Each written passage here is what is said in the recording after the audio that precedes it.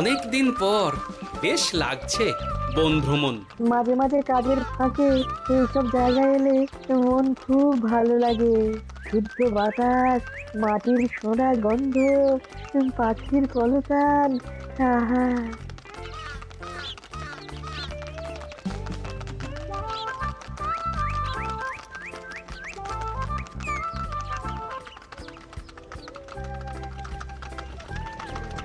মহারাজের রথ থামছে। আমরা এইখানে বসে আজ রাজকার্য পরিচালনা করব। মন্ত্রী, তুমি ঝটপট এখানে বসার বন্দোবস্ত করে দাও। আমি এক্ষুনি ব্যবস্থা করে দিচ্ছি মহারাজ। এই এখানেই আমাদের বসার জন্য ছাউনি করে দাও। এক্ষুনি করে দিচ্ছি মন্ত্রী মশাই। এরা বসার জায়গাটা করে দিক, ততক্ষণ আমরা একটু হেঁটে আসি।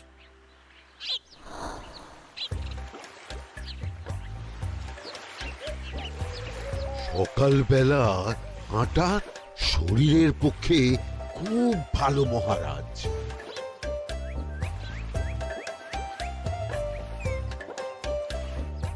আগেকার দিনে রাজা মহারাজরা এই সব বনে মৃগয়া করতে আসতেন। মৃগয়া একদম ভালো নয় মন্ত্রী। তুমি জঙ্গলে আসছো অন্য প্রাণীদের মারতে। কেন মারবে? ওরা তো তোমার কোনো ক্ষতি করেনি। না, তা করেনি, কিন্তু তখন ওটা রাজা মহারাজাদের খেলা ছিল। শুনেছি আপনার প্রপিতামহ খুব ভালো বাঘ শিকার করতেন, অনেক বাঘ মেরেছেন। মন্ত্রী, তুমি একটা কথা হয়তো জানো না। আমার প্রপিতামহ শিকার করতেন, কিন্তু কোনো স্বাভাবিক জানোয়ারকে নয়। যে বাঘ মানুষ খেকো হয়ে প্রজাদের ক্ষতি করত, আমার প্রপিতামহ সেই সমস্ত বাঘদেরই মারতেন। এছাড়া উনি বন্য প্রাণী সংরক্ষণ করতে বড়ই ভালোবাসতেন।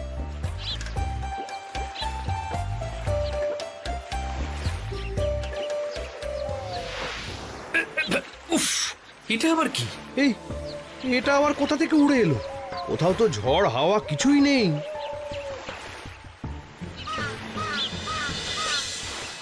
একটা ধাঁধা মহারাজ, এই কাগজে লেখা। ধাঁধা? পড়ো দেখি। জোয়ার ভাটা প্রভুর খেলা, ভাটা হবে হলে বেলা। ভাটা হলেই দেখা যাবে লাল রঙের এক পাথর পাবে।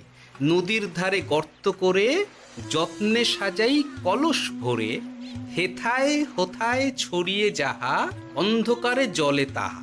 ঢুকলে চক্ষু ঝলসে যাবে, হাতের কাছে ঘন্টা পাবে। ঠিক ঘন্টা বাজলে পরে পড়বে ঝরে থরে থরে। ঘন্টা যদি হয় ভুল, যেন তুমি হারাবে কুল। ঠিক ঘন্টা চিনতে হলে নকশা দেখো চক্ষু খুলে। সিন্দুক দেওয়ালে হাত দাও, আসল ঘটনা জেনে নাও। ওরে বাবা, খুব দীর্ঘ ধাঁধা। তা মন্ত্রী, তুমি কিছু বুঝলে? এটা একটা গুপ্তধনের নকশা। এর মধ্যে গুপ্তধন কোথায় আছে তার একটা ধারণা দেওয়া আছে। গুপ্তধন? ওটা আমাকে পেতেই হবে, পেতেই হবে। দেখি দেখি, একবার কাগজটা দাও। গোপাল, কাগজটা আগে আমার হাতে দাও, দেখি ভালো করে। এখন নদীতে জোয়ার চলছে গোপাল। একটু পরেই ভাটা শুরু হবে। হ্যাঁ, ভাটা না হলে কিচ্ছু বোঝা যাবে না। এখানে স্পষ্ট লেখা আছে, ভাটা হলেই দেখা যাবে লাল রঙের এক পাথর পাবে। তার মানে আমাদের ভাটা হওয়া পর্যন্ত অপেক্ষা করতে হবে। না, সময় নষ্ট না করে ধাঁধাটার সমাধান করতে শুরু করি। ভাটা হলে একটা লাল রঙের পাথর দেখা যাবে, এই পর্যন্ত পরিষ্কার আছে। বুঝতে হবে ওর পর থেকে। পড়ো গোপাল, চলো আমরা সবাই বুদ্ধি লাগাই। নদীর ধারে গর্ত করে যত্নে সাজাই কলস ভরে। এটার অর্থ, ধাঁধাটা মাথায় বসিয়ে নিয়েছি, এবার কে কি বলবে সেটা শুনতে হবে। চলো গোপাল, আমরা ধাঁধা যেমন যেমন বলেছি তেমন তেমন ভাবেই চলি। চলুন মহারাজ, এখন আমাদের দেখতে হবে লাল পাথর। কোথায় আছে লাল পাথর? চলো চলো সবাই, চোখ কান খুলে আমরা নদীর পাড় ধরে হাঁটি। আমি একটু তফাতে হাঁটি। গুপ্তধন আমাকে একা পেতে হবে। ভাটা হলেই দেখা যাবে লাল রঙের এক পাথর পাবে। আমাকে চোখ কান খোলা রাখতে হবে। লাল পাথর, নদীর চড়ায় লাল পাথর দেখতে হবে। লাল পাথর, লাল পাথর। ওটা কি? এই তো লাল পাথর, লাল পাথর। ওরা অনেকটা এগিয়ে গেছে, ওদের আমার দিকে নজর নেই। এই সুযোগ একা একা গুপ্তধন নিয়ে পালাবো। আহ, এ- এ।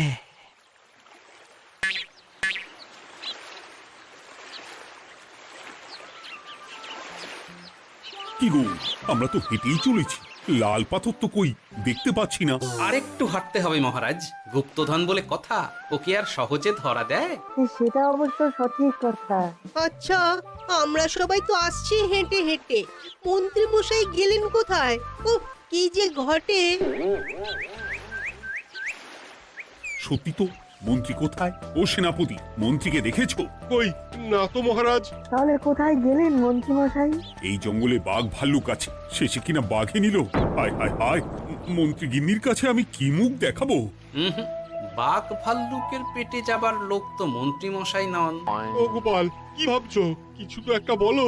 এখন আমাদের মন্ত্রী মশাইকেই খুঁজতে হবে। তবে মন্ত্রী মশাই বাঘ ভাল্লুকের পেটে যায়নি। তুমি নিশ্চিত হচ্ছ কি করে? অত পেঁচালো মানুষকে বাঘ ভাল্লুক গন্ধ শুকেই ছেড়ে দেবে, হজম করতে পারবে না।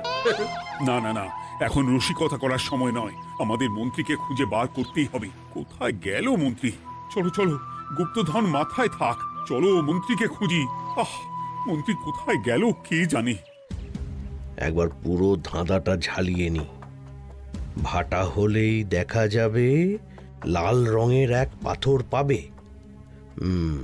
ভাটা হয়েছে, লাল রঙের পাথরের মাথায় চাপ দিয়ে গুহার মুখও খুলেছি।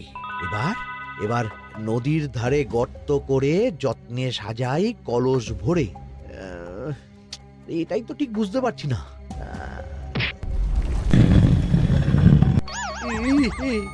এই রে, এবার কি হবে? হ্যাঁ, মহারাজ, কোথাও একটা আওয়াজ হলো। এই, আওয়াজটা কোন দিক থেকে হলো? চলুন সামনে এগিয়ে যাই। আমার মনে হয় আওয়াজটা সামনের দিক থেকে এলো। আমারও তাই মনে হলো।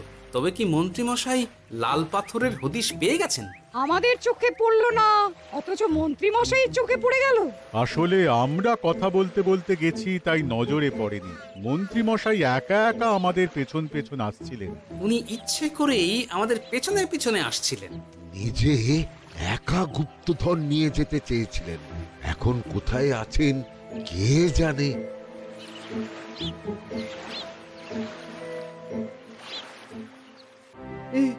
অন্ধকারে কিছু দেখতে পাচ্ছি না তো। ধাঁধাতে কি ছিল? হ্যাঁ, কি ছিল?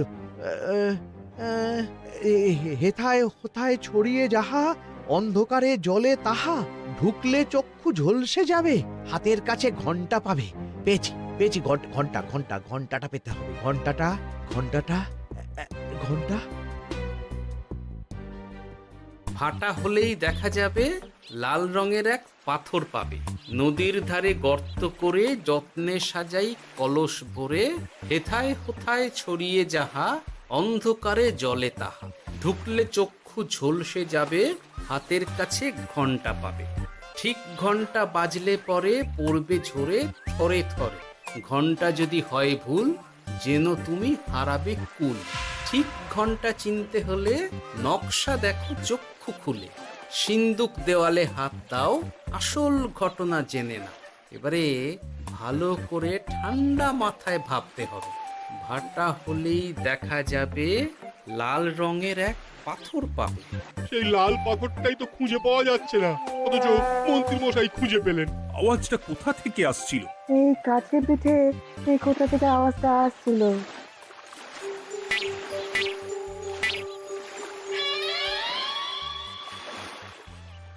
এই তো, এটাই মনে হয় সেই লাল পাথর। একটু নাড়িয়ে চাড়িয়ে দেখি তো কিছু হয় কিনা।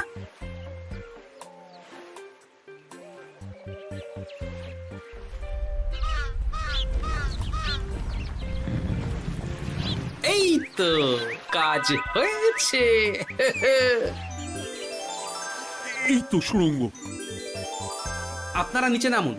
আপনারা কি দেখছেন সেটা বলবেন মহারাজ। সবাই যদি নেমে যাই, যদি কোনো কারণে সুড়ঙ্গের মুখ বন্ধ হয়ে যায়, তাহলে আর আমরা বাইরে বেরোতে পারবো না মহারাজ। গোপাল ঠিকই বলেছে, আমরা দুজন বাইরে থাকি। মহারাজ আর একটা কথা, কোনো ঘন্টায় হাত দেবেন না, মনে আছে তো? ঘন্টা যদি হয় ভুল, যেন তুমি হারাবে কুল। ওরে বাবা, এই বয়সে আর কুল হারাতে চাই না। ঠিক আছে, তোমার কথাই অক্ষরে অক্ষরে পালন করব। দেখি এই সুরঙ্গে মন্ত্রীমশাইকে দেখতে পাই কিনা। চলুন মহারাজ, সুরঙ্গে নামি। সবাই সাবধানে নামো।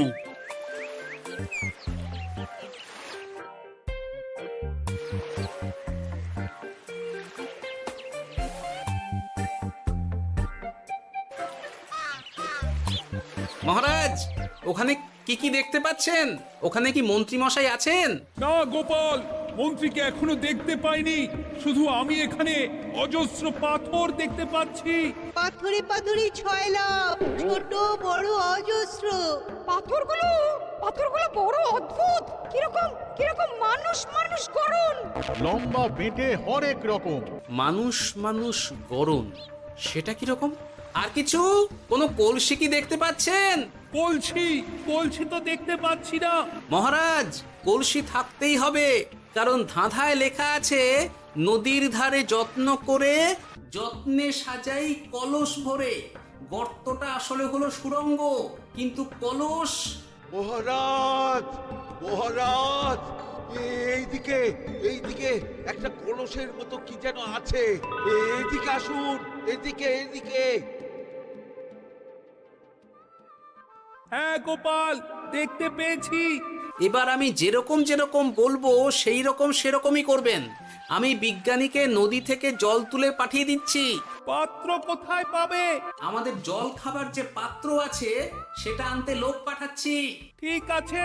শুধু একটা কথা বলছি, আপনারা কেউই সুড়ঙ্গের ভেতরে কোনো কিছুতে হাত দেবেন না। কেন গোপাল? সব পরে বলবো, এখন আমি যা বলছি সেটা শুধু মনে রাখুন। সুড়ঙ্গের ভেতরে কিছুতে হাত দেবেন না। ঠিক আছে। প্রহরী, তুমি যাও, যেখানে আমাদের বসবার আয়োজন করা হয়েছে সেখানে গিয়ে একটা জলের পাত্র নিয়ে নদী থেকে জল ভরে নিয়ে এসো। গোপাল, মন্ত্রীমশাই কোথায় গায়েব হয়ে গেলেন? কোথাও গায়েব হয়ে যাননি বিজ্ঞানী, কোথাও গায়েব হয়ে যাননি উনি। উনি ওই সুড়ঙ্গের ভেতরেই আছেন। কিন্তু কেউ তো ওনাকে দেখতে পাননি। সম্ভবত পাথর হয়ে আছে। এখন কিভাবে পাথর হয়েছেন সেটা তো আমি বলতে পারবো না। সবটাই স্বপ্নের মতো লাগছে। ঠিক যেন স্বপ্নের মতো লাগছে। এই জীবনে সুরঙ্গ দর্শন হয়ে গেল। আমাদের পাতাল প্রবেশ। পাতালে আসিয়া আমি মনে মনে বলি, গুপ্তধন নিয়ে আমরা যেন সৎ পথে চলি। তোমার এখনো কাব্য আসছে সভাকবি? আসছে মানে কাব্যের সাথে আছে রোমাঞ্চ, করছে গা শীত, হচ্ছি আমি অধীর। মহারাজ, জল দিয়ে বিজ্ঞানীকে পাঠাচ্ছি। কি করতে হবে বিজ্ঞানীকে সব বলে দিয়েছি। তুমি ভেতরে আসবে না? আসবো ঠিক সময়ে। এখন আমি যেমন যেমন বলবো আপনি ঠিক তেমন তেমন করবেন। ঠিক আছে। বিজ্ঞানী, যেমন যেমন বললাম ঠিক তেমন তেমন ভাবে কলসিকে জল দিয়ে পরিষ্কার করবে। মনে রেখো, ধাঁধায় আছে কলসি সাজাই যতন কর। তুমি একটা কথা মনে রেখো বিজ্ঞানী, কোথাও হাত দিও না কিন্তু। ঠিক আছে গোপাল, তোমার উপস্থিত বুদ্ধির তুলনা নেই। আমি যাচ্ছি গোপাল। সাবধানে সাবধানে। মহারাজ, বিজ্ঞানী যাচ্ছে। সাবধানে নামো, সাবধানে। মহারাজ, এই কলসিটা কোথায়? ওই তো, একটু সাবধানে যাও।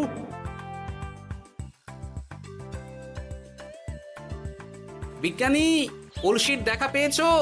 পেয়েছি পেয়েছি পেয়েছি। এবারে কলসিটাকে ভালো করে জল দিয়ে ধুয়ে দাও। কলসির আলোয় সুড়ঙ্গ আলোকিত গোপাল। এরপর কি? ভালো করে দেখুন মহারাজ, কোথাও ঘন্টা দেখতে পাচ্ছেন কিনা। ঘন্টা একটা তো নয়, সার সার ঘন্টা, অনেকগুলো ঘন্টা। সাবধান, ঘন্টায় হাত দেবেন না, শুধু দেখুন।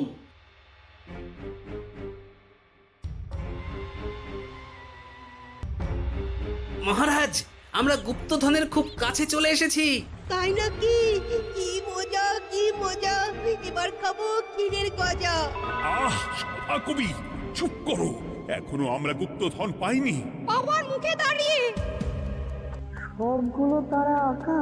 বিজ্ঞানী, কোনো ঘন্টায় চাঁদের নকশা করা আছে কি? একটু দেখে বলো না। আমি আতস কাজ নিয়েই দেখছি, সব ঘন্টাতেই তারা আঁকা। খবরদার, কোনো ঘন্টাকেই ছোঁবে না। ঠিক আছে, কোনো কিছু না ছুঁয়ে আমি দেখছি। পেয়েছি গোপাল, চাঁদ আঁকার ঘন্টা পেয়েছি। ওই ঘন্টাটা বাজাও, বাজাও।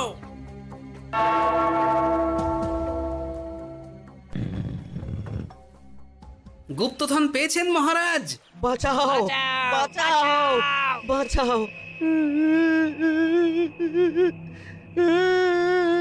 বাঁচান মহারাজ, বাঁচান বিজ্ঞানী, মহারাজ, মন্ত্রীর গলা পাচ্ছ না? মহারাজ, আমি পাথর হয়ে আছি, আমাকে মানুষ করুন মহারাজ। তুমি তো মানুষই ছিলে, হঠাৎ করে পাথর হলি কেন? মহারাজ, গুপ্তধন পেয়েছেন? পেয়েছি, তার সাথে মন্ত্রীকেও পেয়েছি। মন্ত্রী এইখানে কোথাও পাথর হয়ে দাঁড়িয়ে আছে। দাঁড়ান মহারাজ, এবার আসছি। সাবধানে এসো। আমি ভেতরে যাচ্ছি, বুঝলে? যদি কোনো কারণে দেখো পাথরটা গুহার মুখটা আটকে দিয়েছে, অমনি তোমাদের কাজ হলো পাথরটাকে ছুঁয়ে ফেলা, বুঝলে? ঠিক আছে গোপাল দাদা। আমার মনে হয় বিপদ আর কিছু ঘটবে না, তবুও সাবধানের তো মান নেই। ঠিক আছে, তুমি নিশ্চিন্তে ভেতরে যাও। বাঁচাও, আমাদের বাঁচাও, আমাদের সবাইকে মানুষ করুন। আমাকে মানুষ করুন মহারাজ। আপনাকে তো মানুষ করা হবে মন্ত্রী মশাই। আগে বলুন, আপনি পাথর হলেন কি করে? ও, মনে পড়েছে, ধারার শেষ লাইন, সিন্দুক দেওয়ালে হাত দাও, আসল খবর জেনে নাও। সত্যি গোপাল, তুমি না থাকলে এই এত কিছু আমাদের সবার কাছে অজানাই থেকে যেত।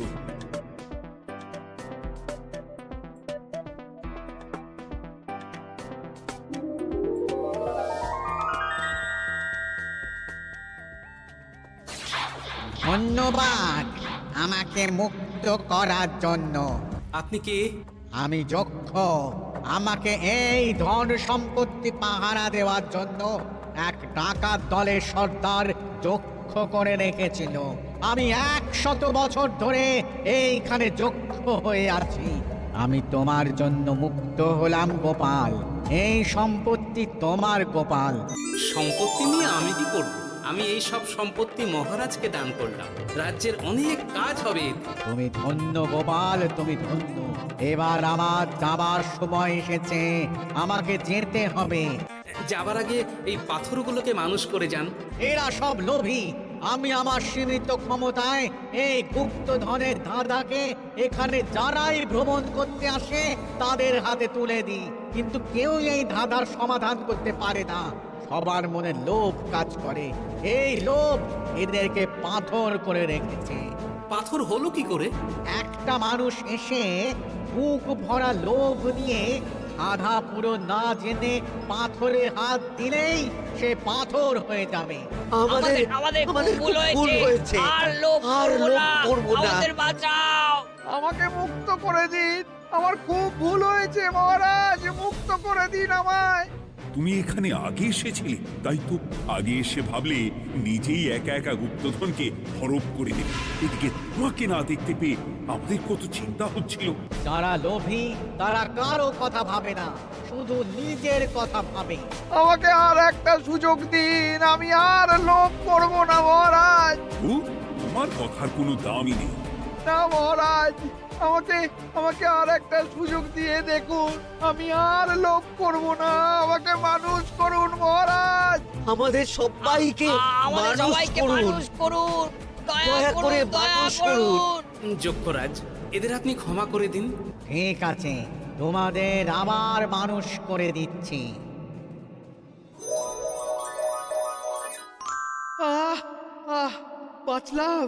বাঁচলাম। এই রকম বারবার বাঁচা যাবে না, কিন্তু এবার সাপ ব্যাং যাই হবে না কেন ওইভাবেই থাকতে হবে, এই আমি বলে দিলাম। এবার আমার মুক্তি।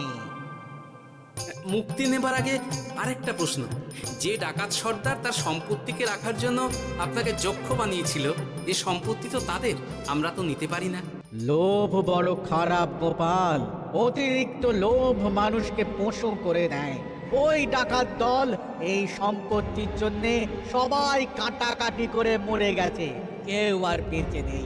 সুতরাং এই সম্পত্তিতে তোমার অধিকার আছে, এই সম্পত্তি তুমি গ্রহণ করো। নিলাম আমি, কিন্তু এই সম্পত্তি মহারাজকে আমি দান করলাম। ডাকাত দল জনগণের সম্পদকে লুঠেই তো সম্পত্তি বানিয়েছে, তাই আমি জনগণের কাজে লাগবার জন্যই এই সম্পত্তি মহারাজকে দিলাম। গোপাল, তোমার জয় হোক। এবার তাহলে আমি যাই, তোমরা সবাই সুখে থেকো আর ভালো থেকো। গোপাল, তোমার তুলনা হয় না। তোমার ঋণ আমি কোনোদিন শোধ করতে পারবো না। তুমি কৃষ্ণনগরের জন্য যা করলে তা ইতিহাসে লেখা থাকবে। না মহারাজ, আমি এমন কিছু করিনি, এই কাজ সবাই করবে। জয় গোপালের জয়, জয় গোপালের জয়, জয় কৃষ্ণনগরের জয়।